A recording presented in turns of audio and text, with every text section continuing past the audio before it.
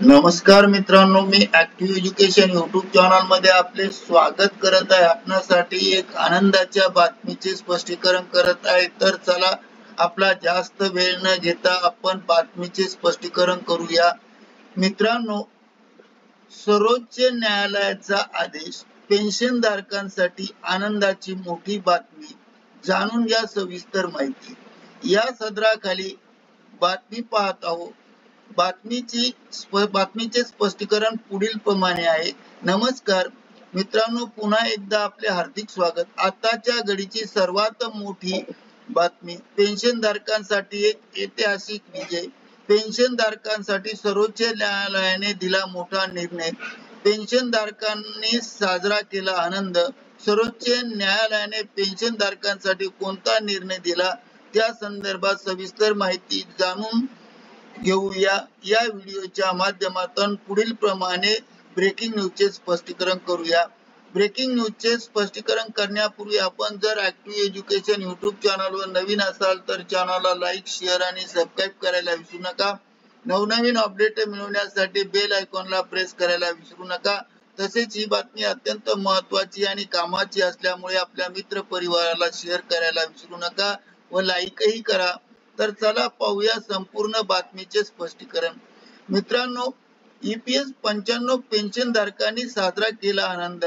आता दरमहा 7,500 प्लस महागाई भत्ता मिळवा, सर्वोच्च न्यायालयाचा हा मोठा निर्णय आहे आणि एक पेन्शनधारकांसाठी हा ऐतिहासिक विजय आहे। एप्रिल 2025 मध्ये सर्वोच्च न्यायालयाने कर्मचारी पेन्शन अंतर्गत EPS 95 अंतर्गत 78 लाखाहून अधिक पेन्शनधारकांसाठी एक ऐतिहासिक निर्णय दिला आहे। वाढत्या किमतीचा सामना करण्यासाठी निवृत्ती वेतनधारकांना मदत करण्यासाठी न्यायालयाने किमान मासिक पेन्शन 1,000 रुपयावरून 7,000 रुपये करण्याचा आदेश दिला आहे। वर्षानुवर्ष कमी पेन्शनशी झुंजणारा निवृत्ती खाजगी क्षेत्रातील कर्मचाऱ्यांसाठी हा एक मोठा दिलासा ठरला आहे।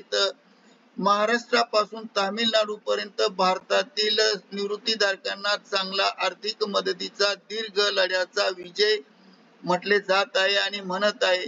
हा बदल का महत्वाचा आहे तर 1995 मध्ये कर्मचारी भविष्य निर्वाह निधी संघटनेने म्हणजेच EPFO ने सुरू केलेली महत्वपूर्ण योजना म्हणजे EPS 95 योजना होय।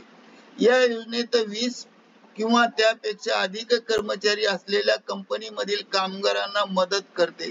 तथापि अनेक निवृत्तीधारक यांना फक्त 1,000 रुपये मिळत होते, जे अन्न आणि औषध यासारख्या मूलभूत गरजा पूर्ण करण्यासाठी खूप कमी होते आणि म्हणूनच या महागाईमुळे जीवनमान महाग झाले होते। पेन्शनधारक आणि EPS 95 पेन्शनर्स सारख्या समितीने यासारख्या गटांनी रुपये 7,500 पर्यंत वाढवण्याची मागणी केली आहे। आता सर्वोच्च न्यायालयाच्या निर्णयामुळे ज्येष्ठ नागरिकांचे जीवनमान चांगले राहण्याची खात्री झाली आहे, ज्यामुळे आर्थिक स्वातंत्र्य मिळाले आहे। नवीन पेन्शन योजनेचे प्रमुख मुद्दे काय आहेत?